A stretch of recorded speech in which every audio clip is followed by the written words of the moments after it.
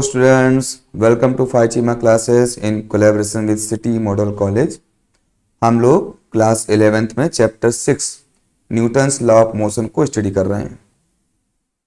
Last turn पर हम लोगों ने न्यूटन्स का first law of inertia study किया था और कुछ उसके एग्जांपल्स देखे थे। आज उसी सीक्वेंस में हम लोग मोमेंटम, इम्पल्स और Newton's second law of motion को स्टडी करेंगे और कुछ न्यूमेरिकल्स लगाएंगे। तो सबसे पहले हम बात करते हैं मोमेंटम की। What is momentum?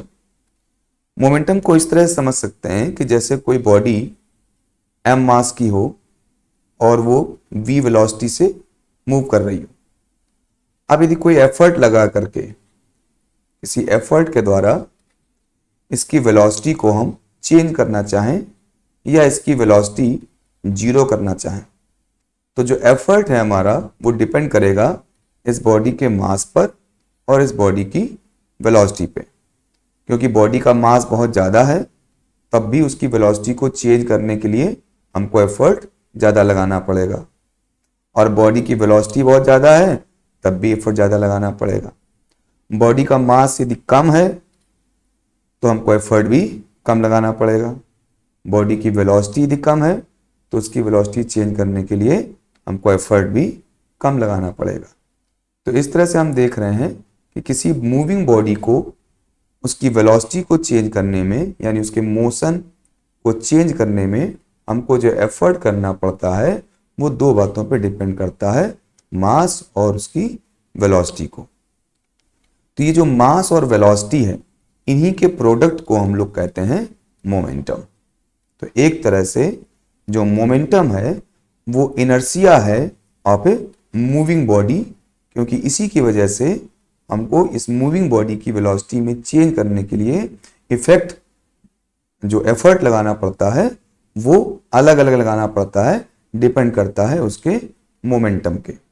यानी एक तरह से जो मोमेंटम है वो मेजरमेंट है मास इन मोशन का, या यूं कहें कि मोमेंटम रिप्रेजेंट करता है inertia of an object in motion, यानी inertia of motion of a object depend करता है कि कितना फोर्स उस पर लगाया जाए to stop it in a given amount of time. यानी किसी मूविंग बॉडी को कितना एफर्ट लगा करके किसी सर्टेन गिवन टाइम में उसको स्टॉप किया जा सकता है वो डिपेंड करता है बॉडी के मोमेंटम यानी मास और वेलोसिटी पे। तो इस तरह से जो मोमेंटम हो गया जिसको हम p से रिप्रेजेंट करते हैं वो इक्वल हो गया मास और वेलोसिटी के प्रोडक्ट के। तो हाँ, m मास है और v आपके बॉडी की वेलोसिटी। मोमेंटम एक वेक्टर क्वांटिटी है। वेक्टर क्वांटिटी इसलिए है क्योंकि मोमेंटम इज इक्वल टू है मास इनटू वेलोसिटी। मास तो स्केलर क्वांटिटी है लेकिन वेलोसिटी आपकी वेक्टर क्वांटिटी है, और जब कभी भी स्केलर क्वांटिटी का वेक्टर क्वांटिटी में मल्टीप्लाई होता है तो जो रिजल्ट आता है वो हमेशा वेक्टर आता है। तो इस तरह से जो आपका मोमेंटम है वो वेक्टर क्वांटिटी है और उसकी जो डायरेक्शन है वो वही डायरेक्शन होती है जो डायरेक्शन आपकी वेलोसिटी की होती है। तो इसलिए आपके मोमेंटम में मैग्नीट्यूड भी है मास और वेलोसिटी के प्रोडक्ट की वजह से, और साथ साथ डायरेक्शन भी है जो कि वेलोसिटी की डायरेक्शन ही होती है। यदि इसके यूनिट की बात करें, द यूनिट ऑफ मोमेंटम, तो आप यहाँ पर देखेंगे मोमेंटम इज इक्वल टू है मास इंटू वेलोसिटी। तो मास तो किलोग्राम हो गया और वेलोसिटी आपकी मीटर पर सेकेंड हो गई, तो किलोग्राम मीटर पर सेकेंड आपके मोमेंटम का यूनिट हो गया। अब यदि बात करते हैं चेंज इन मोमेंटम का, तो चेंज इन मोमेंटम का मतलब जैसे अभी हमने देखा था कि कोई बॉडी यदि m मास की है और u वेलोसिटी से चल रही है और किसी एफर्ट की वजह से इस m मास की बॉडी की वेलोसिटी v हो जाती है, तो इसके मोमेंटम में चेंज हो गया क्योंकि हमने एफर्ट लगा करके इसकी वेलोसिटी को चेंज कर दिया। क्योंकि मोमेंटम जो है वो मास और वेलोसिटी दोनों के प्रोडक्ट पे डिपेंड करता है, और यहाँ हमारे एफर्ट से वेलोसिटी चेंज हो गई है तो मोमेंटम भी चेंज हो गया है। तो पहले मोमेंटम कुछ p1 था और अब मोमेंटम हो गया p2। तो इस तरह से हम लिख सकते हैं if a velocity of a moving body changes from initial velocity u to final velocity v, यानी इनिशियल वेलोसिटी u से फाइनल वेलोसिटी v हो जाती है, तो मोमेंटम में चेंज होता है। और वो चेंज कैसे निकालते हैं, हम इनिशियल मोमेंटम निकाल लेंगे P1 that is mass into initial velocity, हम फाइनल मोमेंटम निकाल लेंगे P2 mass into final velocity. फिर चेंज इन मोमेंटम का मतलब हो गया डेल्टा P, जो कि आपका final velocity minus initial velocity के इक्वल होगा। आप फाइनल मोमेंटम और इनिशियल मोमेंटम के इक्वल होगा। P2 इज फाइनल मोमेंटम और P1 is initial momentum. Values को पुट कर दें तो P2 is mass into final velocity, P1 is mass into initial velocity. अब यहाँ से आप मास कॉमन ले सकते हैं क्योंकि बॉडी आपकी सेम वही है, तो बॉडी का मास चेंज नहीं हुआ है, सिर्फ वेलोसिटी चेंज हुई है, तो यहाँ से आप मास को कॉमन ले सकते हैं। तो delta P is equal to हो गया mass into V minus u, और V माइनस यू क्या है, चेंज इन वेलोसिटी है। तो इस तरह से चेंज इन मोमेंटम इक्वल है mass into change in velocity की। यहाँ पर ये बात ध्यान रखने की है कि मास यहाँ पर कांस्टेंट रहा है। अब सपोज मास भी चेंज हो रहा होता तो हम यहाँ पर मास भी चेंज करके लिखते हैं। ठीक है, नेक्स्ट देखते हैं।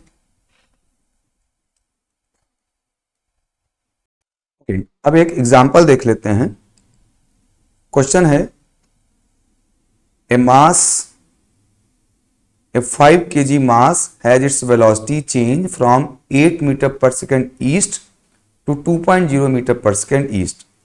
Find the object change in momentum.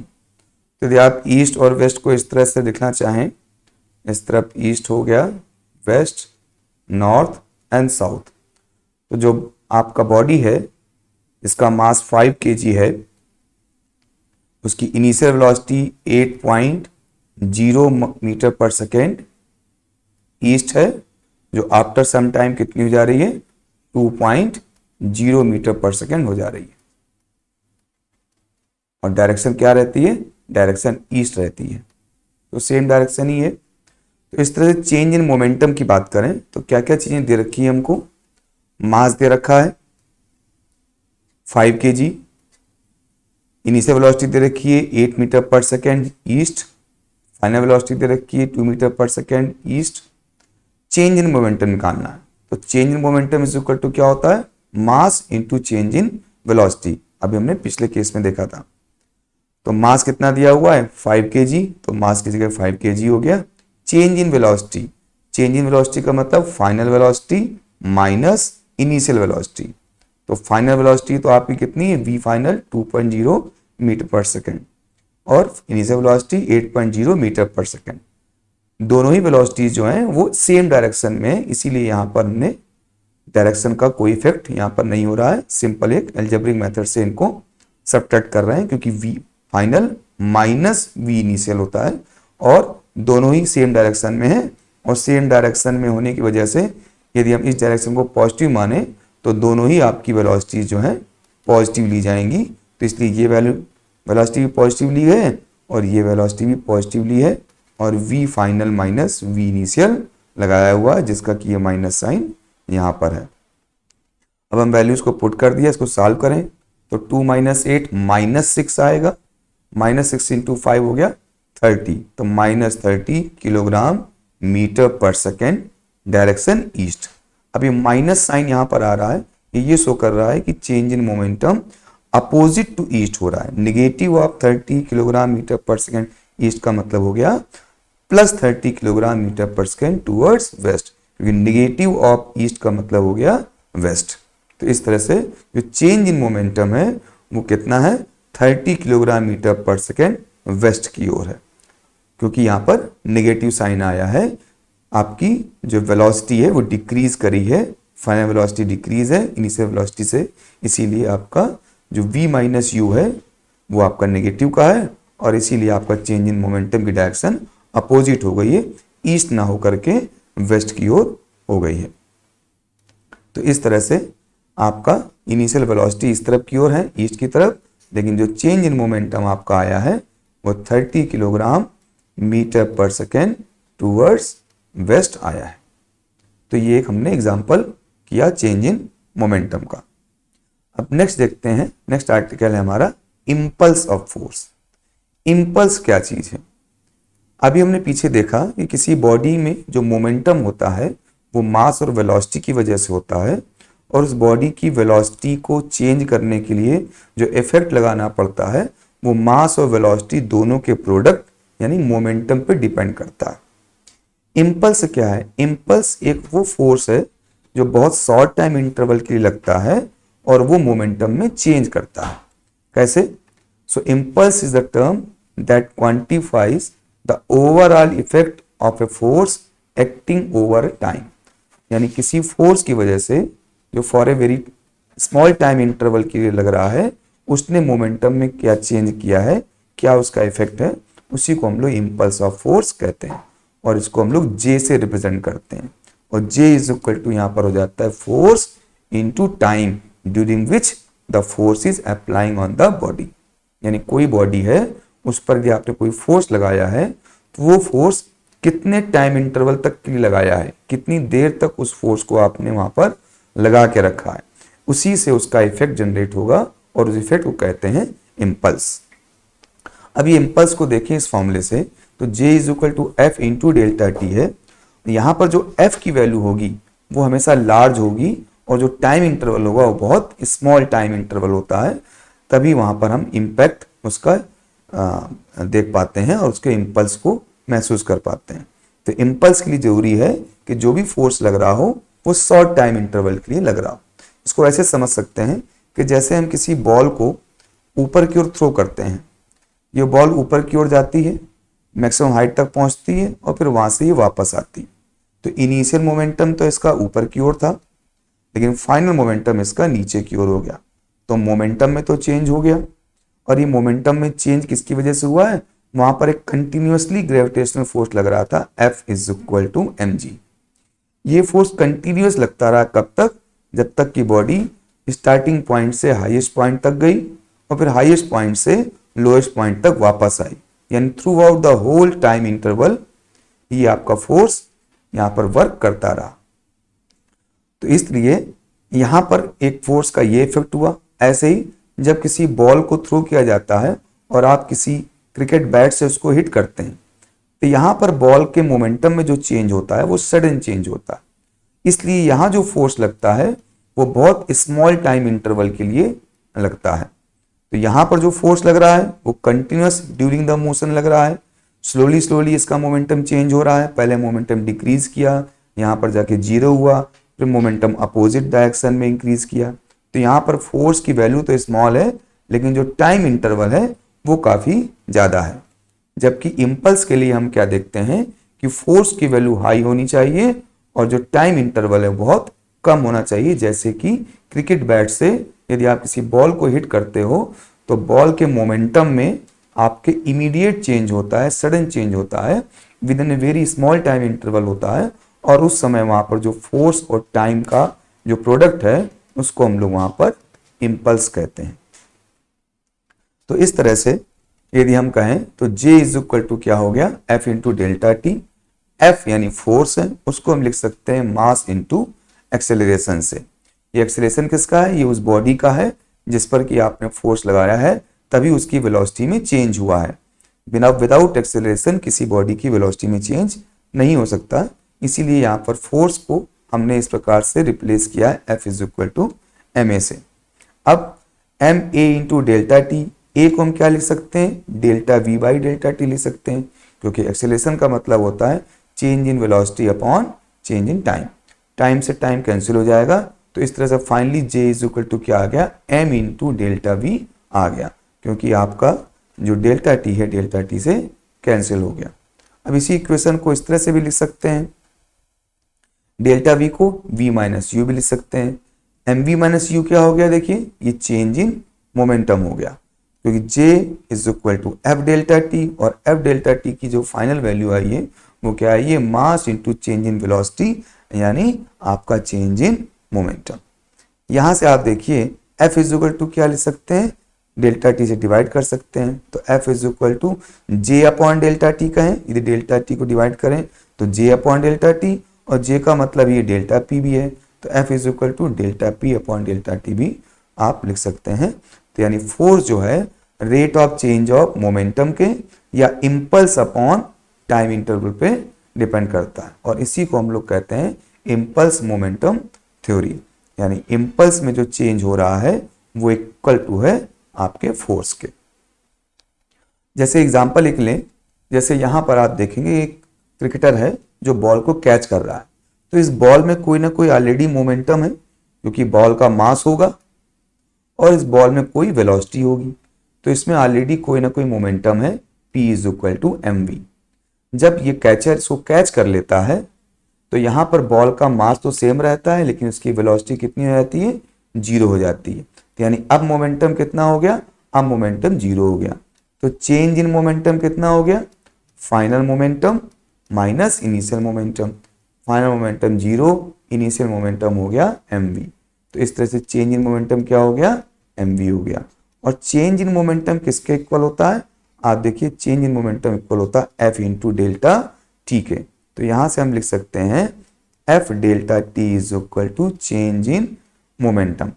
अब देखिए यहाँ पे फोर्स किस पे डिपेंड कर रहा है, तो फोर्स डिपेंड कर रहा है change in momentum upon time के। यानी यदि आप बहुत जल्दी से मोमेंटम में चेंज कर देते हैं, डेल्टा टी आप बहुत छोटा रखते हैं, तो जो फोर्स होगा वो बहुत ज्यादा हो जाएगा।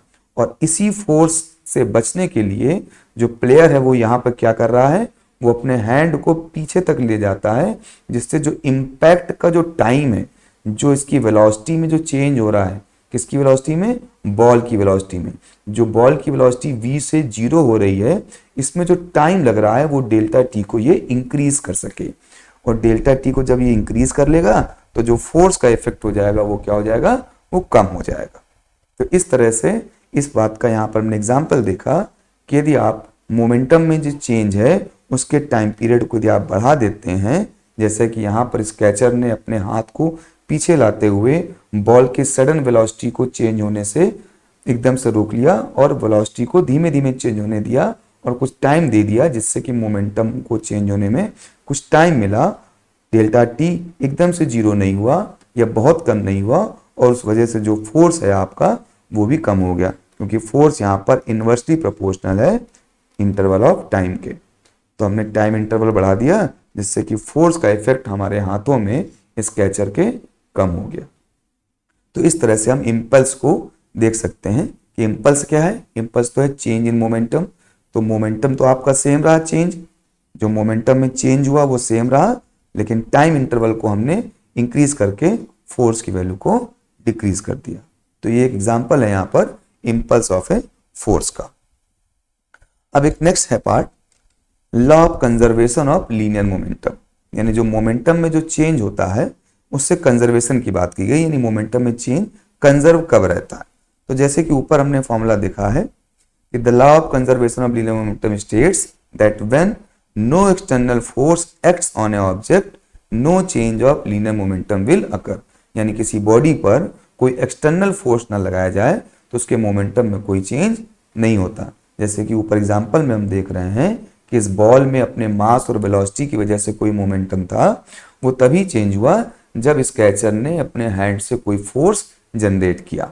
उस फोर्स की वैल्यू को उसने कम रखा, कैसे, चेंज इन मोमेंटम को ज्यादा टाइम तक करके, डेल्टा टी को इंक्रीज करके, इस फॉर्मूले के अकॉर्डिंग कि मोमेंटम में चेंज तो उसने उतना ही किया लेकिन डेल्टा टी बढ़ा दिया जिससे फोर्स की वैल्यू कम हो गई। तो यहां ये कह रहा है कि यदि फोर्स कोई न लगाया जाए तो मोमेंटम में कोई चेंज नहीं होगा। तो आप देख सकते हैं J is equal to F into delta T होता है और उसी को हम चेंज इन मोमेंटम भी कहते हैं। अब यहाँ पर F 0 कर दें, यदि F की वैल्यू 0 हो जाए तो पूरा F डेल्टा टी क्या हो जाएगा, 0 हो जाएगा, यानी डेल्टा P 0 हो जाएगा। या ये कहें कि किसी बॉडी पर यदि कोई एक्सटर्नल फोर्स न लगाया जाए तो उस बॉडी के मोमेंटम में कोई चेंज नहीं होता है। This is called conservation of linear momentum, that if you do not apply any external force on an object, no change in linear momentum will occur. linear momentum में कोई change नहीं होता है। अब इस पर रिलेटेड एक क्वेश्चन कर लेते हैं हम लोग। जैसे कि यहां पर हमने क्वेश्चन लिया हुआ है, if 5.0 kilogram mass moving with velocity 8 meter per second east has an impulse applied to it which causes its velocity to change to 20 meter per second east. Find impulse and also find the force if the impulse was applied for 3 second. तो question कह रहा है कुछ impulse apply हो गया। Impulse का मतलब क्या होता है? चेंज इन मोमेंटम हुआ, और वो चेंज इन मोमेंटम किसकी वजह से हुआ? अप्लाई किए गए किसी फोर्स की वजह से हुआ। और वो फोर्स डिपेंड करता है, क्योंकि जो इम्पल्स है वो डिपेंड करता है फोर्स इनटू टाइम पे। अब या तो आप टाइम को कम कर सकते हैं, तो फोर्स को इंक्रीज करना पड़ेगा इम्पल्स को जनरेट करने के लिए जितना आपको चाहिए, क्योंकि इम्पल्स इज इक्वल टू क्या है? चेंज इन मोमेंटम है। आप कोई मोमेंटम में चेंज करना चाहते हैं, तो मोमेंटम में चेंज करने के लिए आपको इम्पल्स अप्लाई करना पड़ेगा, और वो इम्पल्स कितना होगा? फोर्स इनटू टाइम के होगा। अब यहाँ पर या तो आप फोर्स बहुत ज़्यादा रखिए, तो आपको टाइम कम रखना पड़ेगा। यदि आप फोर्स की वैल्यू कम रखते हैं, तो आपको टाइम ज़्यादा रखना पड़ेगा। यानी कितना फोर्स आप अप्लाई कर रहे हैं उस मोमेंटम में चेंज के लिए, ये डिपेंड करेगा कि आप कितना टाइम ले रहे हैं। तो फिलहाल पहला पार्ट तो ये है कि उसने इम्पल्स पूछा है, और इम्पल्स किसके इक्वल होता है? इम्पल्स इक्वल होता है चेंज इन मोमेंटम के। तो हमको क्या क्या दिया हुआ है? हमको मास दिया हुआ 5 kg, इनिशियल वेलोसिटी दिए 8 मीटर पर सेकेंड ईस्ट, फाइनल वेलोसिटी दिए 20 मीटर पर सेकेंड ईस्ट, और इम्पल्स निकालना है। तो इम्पल्स इज इक्वल टू तो mass into change in velocity होता है, क्योंकि आपका इम्पल्स है, इम्पल्स का मतलब क्या है? इम्पल्स का मतलब F into delta T, change in momentum, और चेंज इन मोमेंटम का मतलब है mass into change in velocity. क्योंकि मास तो यहाँ पर चेंज हो नहीं रहा है, तो मोमेंटम कब चेंज होगा? मोमेंटम तभी चेंज होगा जब वेलोसिटी में चेंज हो। P2 minus P1 is equal to क्या है? mv माइनस mu, और m कॉमन लेते हैं तो v माइनस u, या ये कहें m इंटू डेल्टा v, ये इक्वल होता है चेंज इन मोमेंटम के। तो इस तरह से हमको चेंज इन मोमेंटम निकालना है, क्योंकि आपका जो इम्पल्स है वो किसके इक्वल है? चेंज इन मोमेंटम के। और चेंज इन मोमेंटम किसके इक्वल है? Mass into change in velocity के। तो उसी फॉर्मूले को हमने यहाँ पर अप्लाई कर दिया कि change in momentum is equal to mass into change in velocity. Mass given है, वेलोसिटी में कितना चेंज हुआ है? फाइनल वेलोसिटी 20 है, इनिशियल वेलोसिटी कितनी है? 8। डायरेक्शन दोनों की सेम है, ईस्ट में, तो इसलिए दोनों ही पॉजिटिव लिखे जाएंगे। तो 20 माइनस 8 कितना हो गया? 12 मीटर पर सेकेंड, और वैल्यू पॉजिटिव की आ रही है, इसका मतलब डायरेक्शन किधर की ओर आ रहा है? सेम उधर की ओर ही रह रहा है जिस तरफ की ओर पहले था। तो इस तरीके आपका जो चेंज इन वेलोसिटी है वो आपका आ गया 12 मीटर पर सेकेंड। तो वो हमने यहाँ पर पुट कर दिया। इसको सॉल्व करें तो 12 5 जा 60 हो जाएगा, तो 60 kg मीटर पर सेकेंड ईस्ट। तो इतना इम्पल्स यहाँ पर अप्लाई हो रहा है। तो जो फर्स्ट क्वेश्चन था हमारा व्हाट इम्पल्स, फाइंड इम्पल्स, तो फाइंड इम्पल्स हम लोगों ने यहाँ पर निकाल लिया कि इम्पल्स कितना लग रहा है? इम्पल्स लग रहा है 60 किलोग्राम मीटर पर सेकेंड ईस्ट। अब फोर्स कितना लग रहा है? हमसे ये पूछा है कि what was the find the force. तो अब इम्पल्स के लिए दूसरा फॉर्मूला हमारे पास फिर से क्या है कि फोर्स इज इक्वल टू क्या है? Sorry, impulse is equal to क्या होता है? फोर्स इनटू टाइम, और इसको फोर्स इनटू टाइम इम्पल्स किसके इक्वल है? Mass into change in velocity या चेंज इन मोमेंटम। तो ये ऑलरेडी हम निकाल चुके हैं, इम्पल्स कितना निकाल चुके हैं? 60। तो यहाँ से F निकाल सकते हैं कैसे कि J इज इक्वल टू दिया हुआ है 60, वो किसके इक्वल है? F डेल्टा टी के। तो F किसके इक्वल हो गया? 60 अपॉन टाइम के। तो F into T is equal to 60, जो कि आपका J था। आप पहले निकाल चुके हैं कितना इम्पल्स है, क्योंकि वही जो इम्पल्स है वही किसके इक्वल होता है? फोर्स इनटू टाइम के।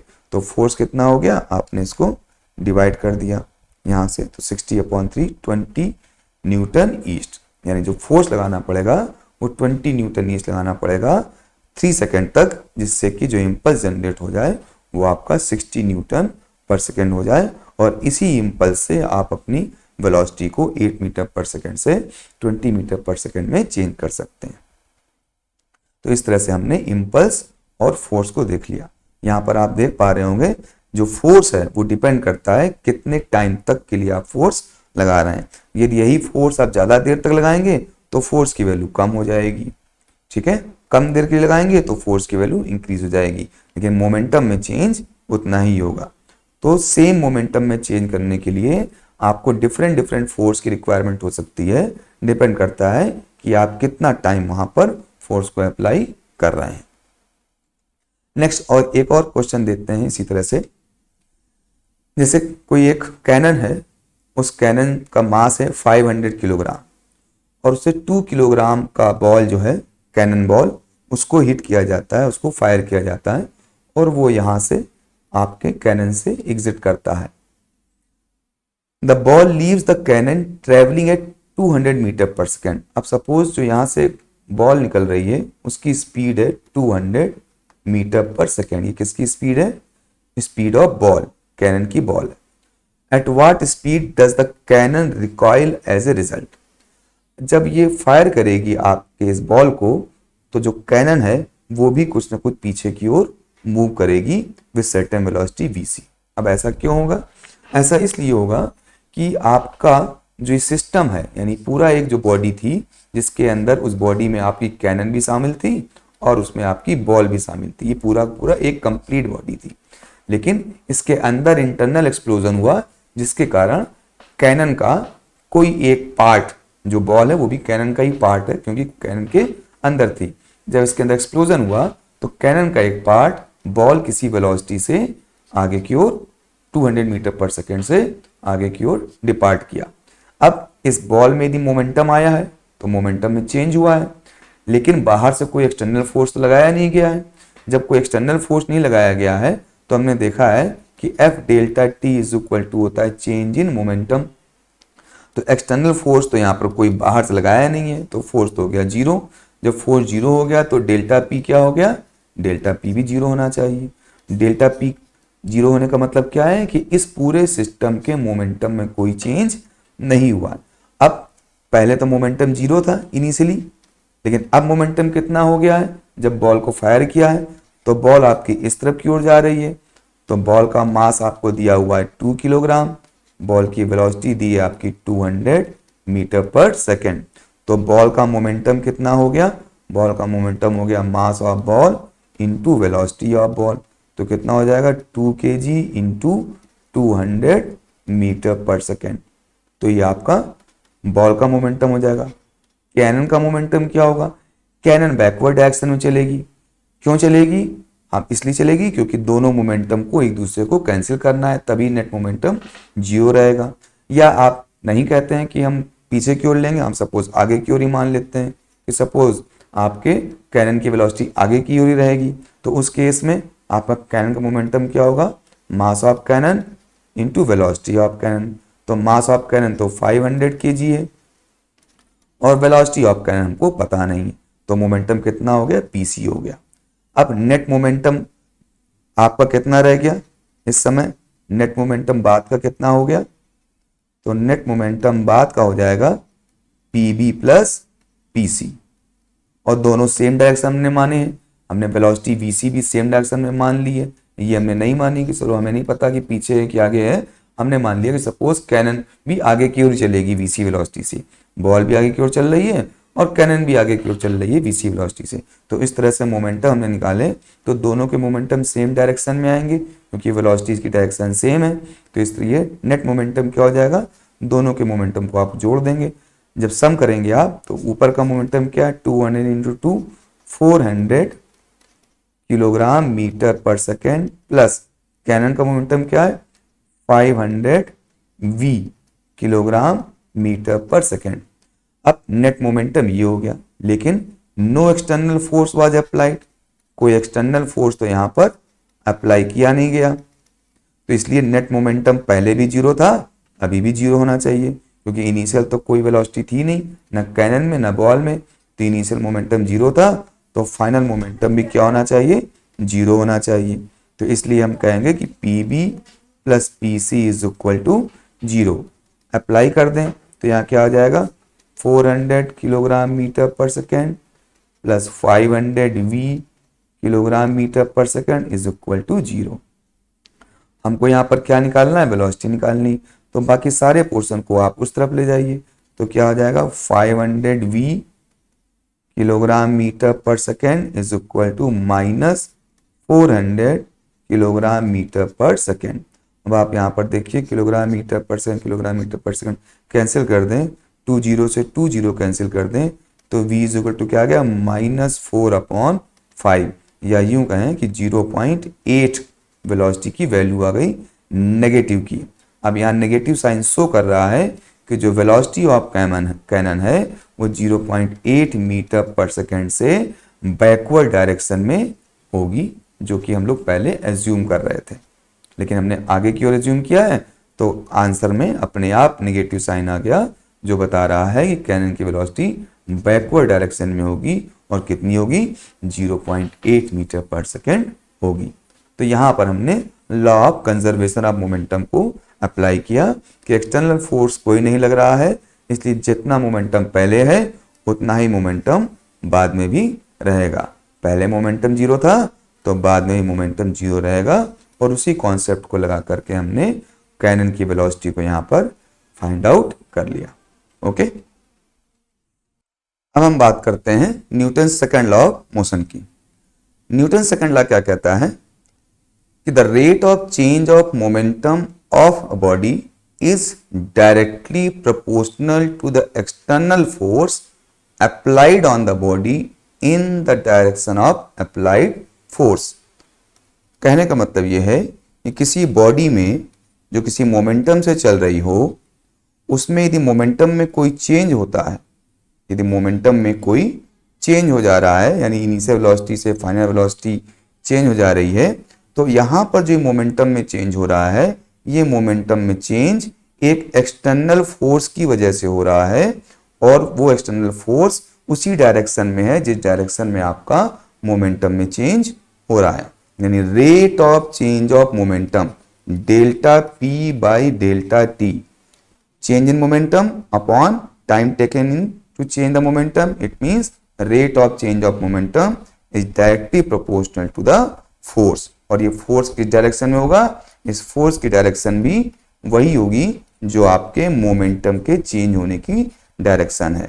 P इनिशियल, P फाइनल, और rate of change of momentum जो आएगा, सॉरी चेंज इन मोमेंटम जो आएगा डेल्टा P, जो चेंज इन मोमेंटम की डायरेक्शन होगी वही आपके फोर्स की डायरेक्शन होगी। तो इस तरह से इसको हम इस प्रकार से लिखेंगे कि सपोज किसी बॉडी का मास यदि m है और वो v वेलोसिटी से मूव कर रहा है, तो उसका मोमेंटम तो हो जाएगा p is equal to mv। Momentum की डायरेक्शन वही होती है जो वेलोसिटी की डायरेक्शन होती है।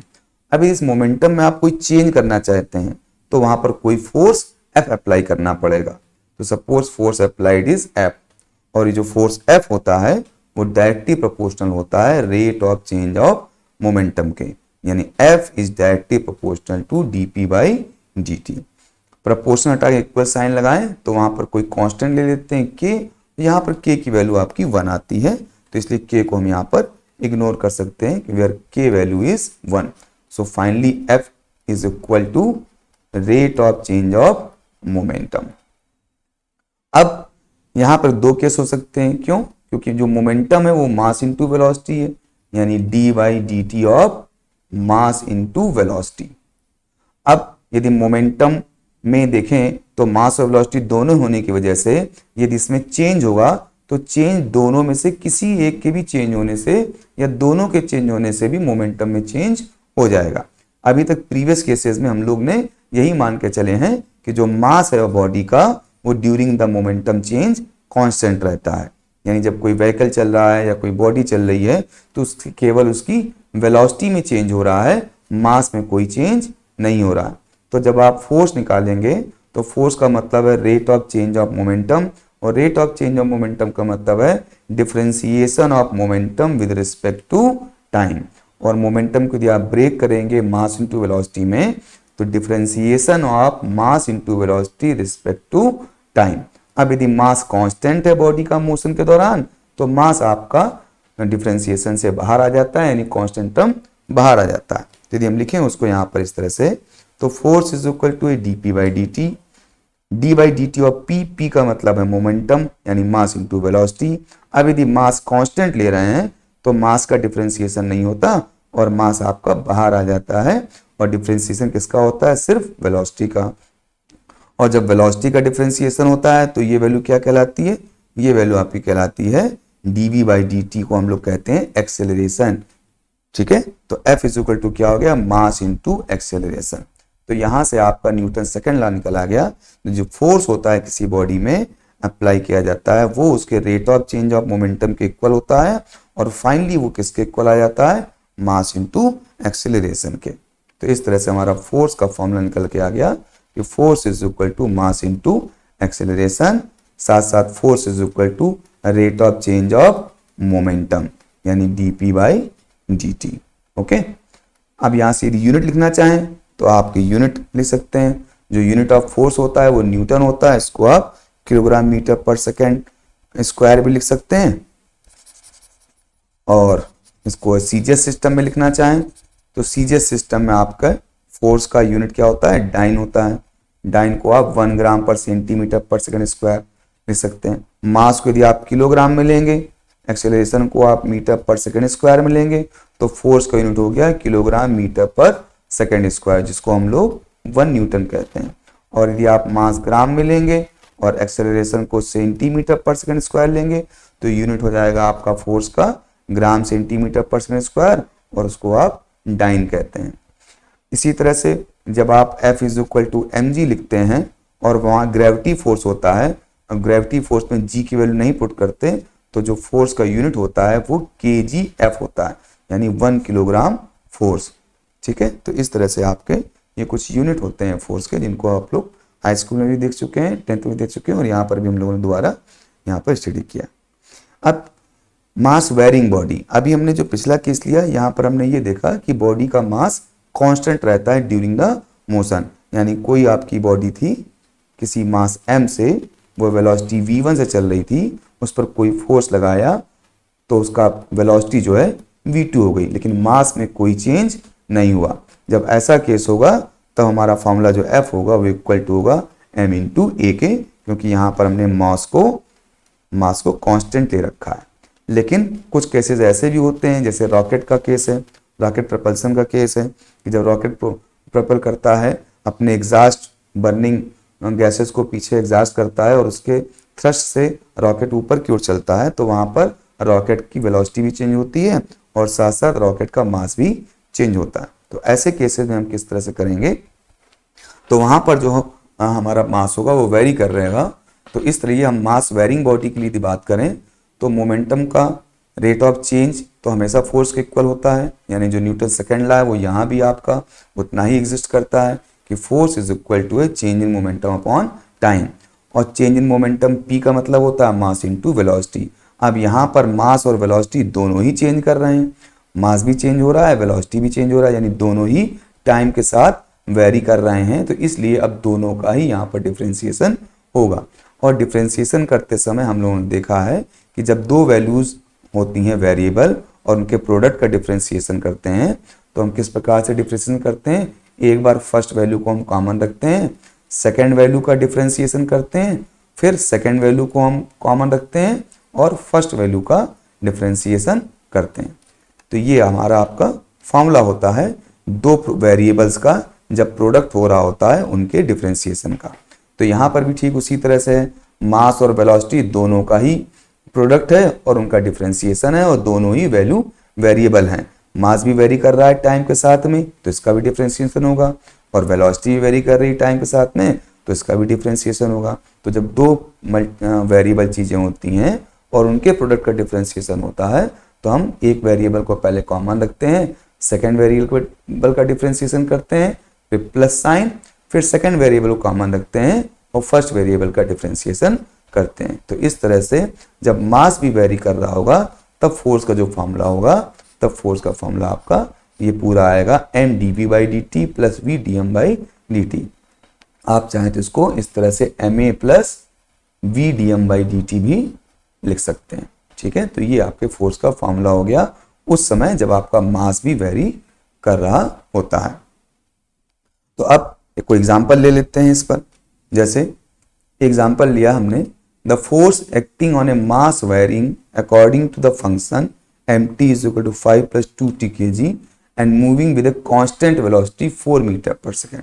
अब यहाँ पर क्या कह दिया गया है कि मास तो वेरी कर रहा है लेकिन जो वेलोसिटी है वो कांस्टेंट है। तो जब वेलोसिटी कांस्टेंट हो गई तो कांस्टेंट का जो डिफरेंशिएशन होता है वो जीरो होता है। तो जो आपका ये पार्ट हो गया ये पार्ट तो हो गया 0, फिर क्या बचा, सिंपली वेलोसिटी इंटू dm/dt। ये किसके इक्वल हो गई, ये फोर्स के इक्वल हो गई। तो इस वाले पर्टिकुलर गिवन केस में जो वेलोसिटी कांस्टेंट होने की वजह से जो आपका ये टर्म है, ये टर्म आपका 0 हो जाएगा, सिर्फ ये टर्म बचेगा और उसी को सॉल्व कर लेंगे तो आपका फोर्स निकल आएगा, क्योंकि यहाँ जो मास है वो टाइम के साथ में वेरी कर रहा है। तो ठीक है, तो इस क्वेश्चन को सॉल्व करते हैं। तो जैसा कि हम लोग स्टडी कर चुके हैं, the force acting on a body produced is equal to change rate of change of momentum of body. तो F is equal to d/dt of momentum, यानी डिफरेंशिएशन ऑफ मोमेंटम। अब यहाँ मास आपका वेरिएबल है जबकि वेलोसिटी कांस्टेंट है, तो आप यदि दोनों वेरिएबल होते हैं तो इस प्रकार से दोनों का डिफरेंशिएशन करते हैं, लेकिन यहाँ पर आपकी वेलोसिटी कांस्टेंट है तो जो ये वाला पोर्शन है आपका, ये पोर्शन ये आपका 0 हो जाएगा, क्योंकि चेंज इन वेलोसिटी है नहीं। जब चेंज इन वेलोसिटी 0 है तो ये पोर्शन क्या हो गया, 0। तो सिंपली dy/dt को हमने 0 लिख दिया। तो force is equal to simple क्या आ गया, v dm/dt आ गया, यानी वेलोसिटी आपको गिवन है 4 मीटर पर सेकेंड, dm/dt हम यहाँ पर निकाल सकते हैं कैसे, तो वेलोसिटी तो 4 हो गई, dm/dt इसका डिफरेंशिएशन करेंगे तो अभी तो जो फोर्स का फॉर्मूला है F is equal to v dm/dt वो ने पुट कर दिया, force is equal to velocity 4 into dm/dt। अब dm/dt को हम लोग निकाल लेते हैं। तो dm/dt कैसे निकालेंगे, मास का जो एक्सप्रेशन दिया है वो क्या है 5 + 2t, इसको डिफरेंशिएट करते हैं टाइम के रिस्पेक्ट में, तो dm/dt का मतलब हो गया d/dt ऑफ 5 + 2t। जब हम डिफरेंशिएट करेंगे तो 5 तो कांस्टेंट टर्म है, इसका डिफरेंशिएशन 0 हो जाएगा, फिर d/dt ऑफ 2t, तो 2t का डिफरेंशिएशन करने पे केवल 2 आ जाएगा। किस तरह से 2 आ जाएगा, d/dt ऑफ 2t, तो 2 तो कॉमन हो गया, d/dt ऑफ t और dt/dt 1 हो गया, तो सिंपली क्या आ गया, 2 आ गया। तो इस तरह से dm/dt 2 आ गया। तो हमारा फोर्स का फॉर्मूला क्या था, force is equal to 4 dm/dt था, तो अब कितना हो गया, 4 तो ऐसे लिखा दिया, dm/dt कितना आ गया आपका, 2 आ गया, तो फोर्स कितना हो गया, 8 न्यूटन हो गया। तो इस तरह से हमने आपके इस पर्टिकुलर क्वेश्चन को सॉल्व कर लिया, आपके वेलोसिटी को कांस्टेंट मानते हुए फोर्स की वैल्यू को निकाल लिया और फोर्स के फॉर्मूले में हमने वैल्यूज को पुट कर दिया। तो इस तरह से आपका ये फोर्स निकल आया, जहां पर वेलोसिटी कांस्टेंट थी लेकिन फोर्स वेरी कर रहा था। अब नेक्स्ट क्वेश्चन देख लेते हैं कि suppose a body moves in a straight line at time t second, it's displacement from a fixed point is given by this. यानी उस पॉइंट के, यानी जो बॉडी है उसको इस तरह से हम देखें, ग्राफ बना लें ऐसे, सपोज ये आपका फिक्स्ड पॉइंट हो गया और ये बॉडी है, तो इस बॉडी की जो डिस्प्लेसमेंट है ये s, ये चेंज हो रही है बाय द फॉर्मूला 6t² + 90, यानी जैसे जैसे टाइम चेंज होगा बॉडी में डिस्प्लेसमेंट भी होगा। साथ साथ इसका मास भी वेरी कर रहा है। किस तरह से वेरी कर रहा है, m is equal to 8t/9 kg। Write an expression for the force acting on the body at time t, यानी हमको यहाँ पर फोर्स निकालना है। तो सेम फॉर्मूला फोर्स का यहाँ पर अप्लाई करेंगे, कैसे कि फोर्स इज इक्वल टू क्या होता है, d by differentiation of momentum, यानी d/dt ऑफ मोमेंटम। यदि मास भी वेरी कर रहा है, वेलोसिटी भी वेरी कर रहा है, तो दोनों का डिफरेंशिएशन इस तरह से हो जाएगा। अब हमें देखना है कि मास तो वेरी कर रहा है, m is equal to 8t + 9 है, टाइम यहाँ पर दिया हुआ है, यानी टाइम की डिफरेंट वैल्यूज के लिए मास की वैल्यू चेंज होगी, यानी आपका मास वेरी कर रहा है, तो ये आपका जो टर्म है वो एग्जिस्ट करेगा। अब बात करते हैं इस वाले टर्म के लिए, dv/dt में यहाँ पे वेलोसिटी क्या चेंज हो रही है या नहीं चेंज हो रही है। तो पहले हम वेलोसिटी निकाल लेंगे, कैसे निकालेंगे, डिस्प्लेसमेंट दिया है टाइम के रिस्पेक्ट में, तो डिस्प्लेसमेंट हम निकाल सकते हैं, उसका डिफरेंशिएट करेंगे तो वेलोसिटी निकलेगी। तो पहले तो हम dm/dt निकाल लेते हैं, m इज इक्वल टू दिया हुआ है तो dm/dt निकाल लेंगे, यानी d/dt ऑफ मास 8t + 9, जैसे पीछे वाले केस में किया था, कांस्टेंट टर्म का डिफरेंशिएशन तो 0 हो गया, तो इस तरह से 9 का डिफरेंशिएशन तो 0 हो गया, 8t में 8 कॉमन हो गया, तो dt/dt यानी 1 यानी 8 आ गया, तो dm/dt की वैल्यू तो 8 आ गई। अब बात करेंगे dv/dt के लिए, उसके लिए देखेंगे डिस्प्लेसमेंट दिया हुआ है, डिस्प्लेसमेंट का यदि आप टाइम के रिस्पेक्ट में आप डिफरेंशिएट करते हो तो वेलोसिटी निकलती है, तो d/dt ऑफ डिस्प्लेसमेंट, डिस्प्लेसमेंट की वैल्यू 6t² + 9t है, डिफ्रेंशिएट करेंगे तो 2 आपका बाहर आ जाएगा, 2 6 12 और 2 12t, तो 6t स्क्वायर का डिफ्रेंशिएशन 12t हो गया और 9t का डिफ्रेंशिएशन 9 हो गया। तो इस तरह से आपका वेलोसिटी आ गया 12t प्लस 9। अब यहाँ पर आप देखेंगे तो वेलोसिटी के टर्म में भी टाइम आ रहा है, तो इसका मतलब वेलोसिटी वेरिएबल है। जब वेलोसिटी वेरिएबल है तो फिर आपका ये डिफ्रेंशिएशन भी होगा, तो इसको भी हम डिफ्रेंशिएट dv बाई dt भी निकालना पड़ेगा, तो इसलिए इस वेलोसिटी का हम डिफ्रेंशिएट कर देंगे टाइम के रिस्पेक्ट में। तो D by D T of velocity, और वेलोसिटी कितनी आई है आपकी 12t प्लस 9 आई है, तो डिफ्रेंशिएट करेंगे तो 12t का तो 12 हो जाएगा, 9 का 0।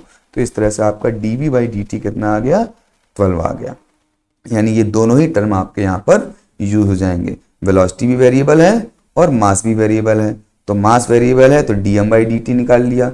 वेलोसिटी वेरिएबल है, हमने यहाँ पर देख लिया वेलोसिटी वेरिएबल है, तो वेलोसिटी का dv बाई dt निकाल लिया। अब ये वैल्यूज हम यहाँ पर पुट करेंगे, तो मास की जगह 8t प्लस 9 वो दिया हुआ था 8t plus 9, dv by dt की जगह आपने 12, तो 12 पुट कर दिया।